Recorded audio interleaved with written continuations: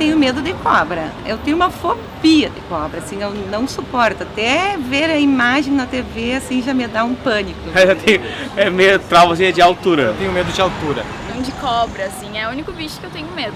Me dá um nervosismo, principalmente quando eu tô descendo a escada. Não consigo, tô numa sacada. Parece que alguém vai me empurrar, sei lá, não chego perto. Eu tenho medo de lugares fechados, lugares pequenos. Tenho muito medo de sapo. Vento, temporal, muito medo, o coração parece que vai sair pela boca. Quando eu chego assim num lugar muito alto, assim, geralmente eu fico tonto, dá aquela tontura, né, aquele medo, a respiração fica ofegante. Assim, tipo, já tenho que sair dali pra trás, assim, que já dá um medo. Eu morro de medo, não me mexo, eu choro muito. Dá ansiedade, eu tenho vontade de sair dali, eu não consigo pensar direito. Uma frustração, assim, tipo, um pouco de nojo também, pelo fato de ser lisinho. Boa parte da população tem ou já sentiu medo de algo. Desde muito cedo, o homem possui o medo como uma defesa natural para a sua existência. A função é protegê-lo de situações de risco. O problema está quando esse sistema foge de controle, compromete ou impede seu desempenho em diversas situações e atividades. Quando isso acontece, há fortes indícios de que o medo já se tornou uma fobia. No primeiro episódio da série de reportagens, vamos falar sobre uma delas, a acrofobia ou popular fobia de alturas.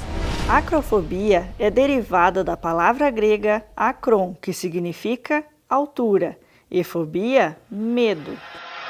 O transtorno de ansiedade atinge entre 2% e 5% da população, sendo a maioria mulheres. O problema gera pânico na pessoa quando ela está em lugares altos ou imagina estar perto das alturas, como elevador, escadas, edifícios, pontes. Mas como será que surgem as fobias? Como podemos lidar com esse problema? E o medo de altura é possível superar? O medo, ele faz parte de nós nos preservarmos enquanto ser humano.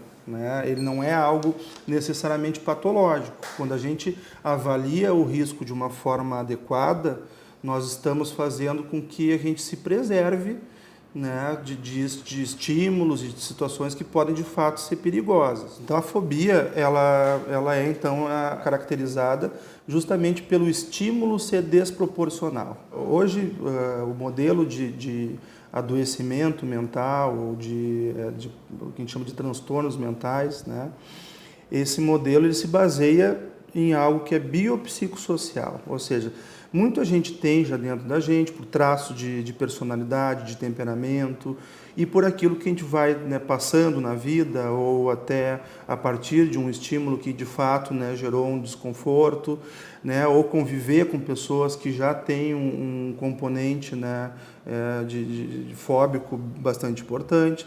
É importante dizer também que a fobia ela geralmente não vem sozinha, ela não é um estímulo que vem único, Então, geralmente, uma pessoa que sofre com algum tipo de fobia, ela pode também sofrer com algum tipo de comorbidade, ou seja, ela pode ter um transtorno de ansiedade social, ou ela pode ter um transtorno de ansiedade generalizada, que é aquela pessoa que se preocupa demais com as coisas. A fobia, ela tem a questão genética, obviamente, tem o substrato de questões que ela está passando e de enfrentamentos que têm que ser feitos, E isso, de alguma forma, vai criar, então, esse tempero, esse caldo, para que o estímulo fóbico cause essa reação desproporcional.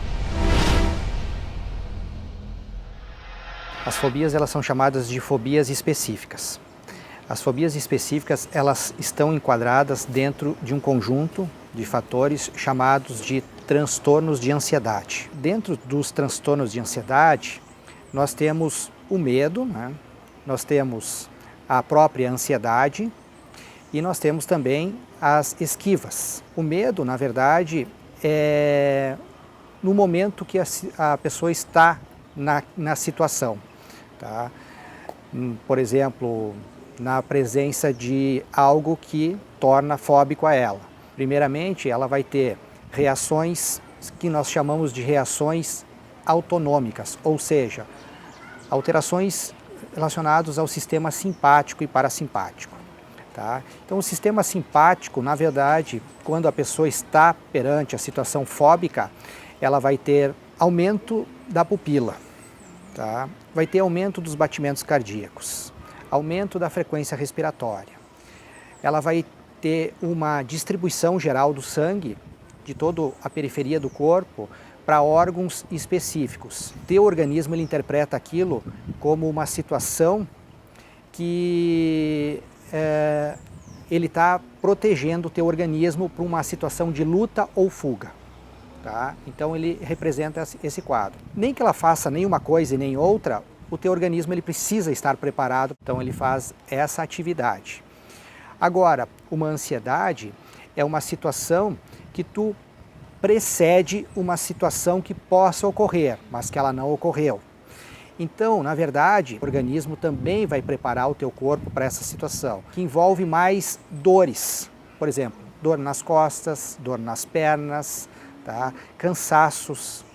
Então, isso está relacionado a uma precedência, uma precocidade do algo que está para acontecer, mas que ainda não aconteceu. Tem a situação de esquiva, que a pessoa, então, ela sabe que ela tem medo de diferentes fobias, mas ela evita se aproximar ou chegar perto dessas situações. Mas como será que é trabalhar nas alturas todos os dias? Viemos até uma obra conversar com o operador de grua e saber se para ele o medo é importante. Eu já estou desde 2011 já como operador de grua, né? Eu já tinha operado outras gruas mais menores, que a gente falei, tipo guindaste, né?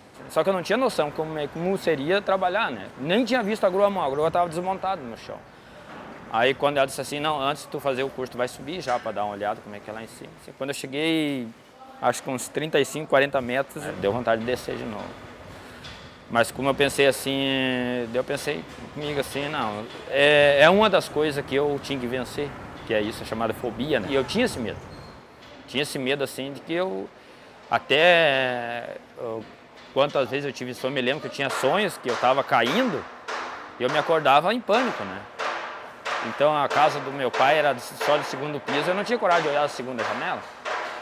Então quando eu subi lá em cima, eu pensei, ou vou testar, ou eu vou vencer isso, ou existe uma cura, eu posso me curar, eu posso vencer isso, ou é um problema eterno na vida de uma pessoa, né?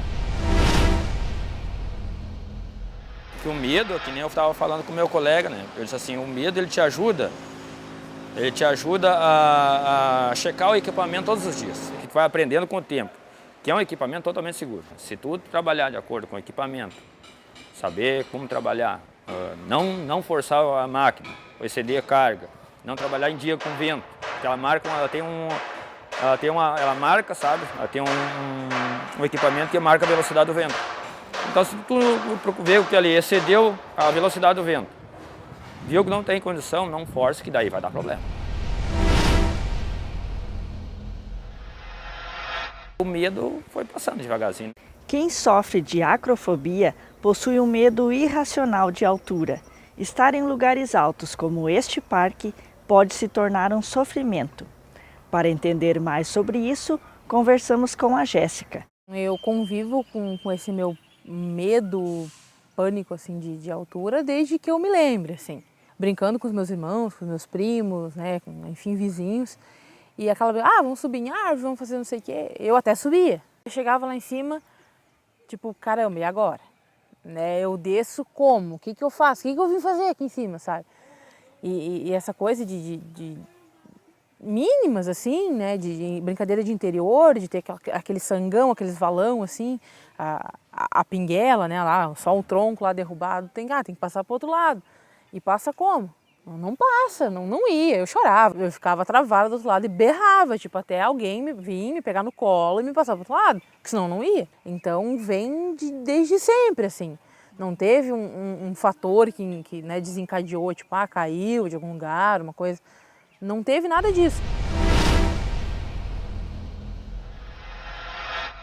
Eu fico tonta, começa a suar a mão, assim, suar pé, aquele suor frio, assim. E tremer muito, e tipo, e se alguém for, tipo, meio que vamos me empurrando, assim, me puxando, a perna tranca, trava, treme, um medo, assim, que parece que tem alguém me apertando, assim, me sufocando, tipo, não vai, sabe? É uma sensação muito de incapacidade, assim, de Tipo, caramba, não tô conseguindo nem respirar, como é que eu vou conseguir ir até ali, enfim, subir, ou, né? Atrapalha, é chato, sabe? Ah, tem que subir numa cadeira para trocar uma lâmpada. Eu passo a maior parte do tempo possível com uma lâmpada queimada para não precisar subir na cadeira para trocar, entendeu? Tive que morar um mês em apartamento. Era horrível, horrível, não poder parar direito na janela, olhar, apreciar a paisagem, coisa pelo medo por estar no quarto andar, sabe? E realmente me impede de fazer algumas coisas, me impede de aproveitar algumas coisas, sabe? Então a minha intenção é conseguir um dia encarar isso. O que eu digo assim para as pessoas, tanto que têm esse mesmo medo que eu, quanto qualquer outra fobia, não tenha medo de assumir e não tenham medo de enfrentar, de tentar enfrentar. É o único jeito que a gente tem de escapar disso. Hoje não deu, outro dia tenta de novo. Não deu também, vai de novo. Uma hora consegue. No próximo episódio, saiba mais sobre as técnicas e tratamentos para a fobia, a opinião de outros profissionais a respeito do tema e histórias como a da Ila. Quer saber qual é a fobia dela? Então não perca, é na próxima semana.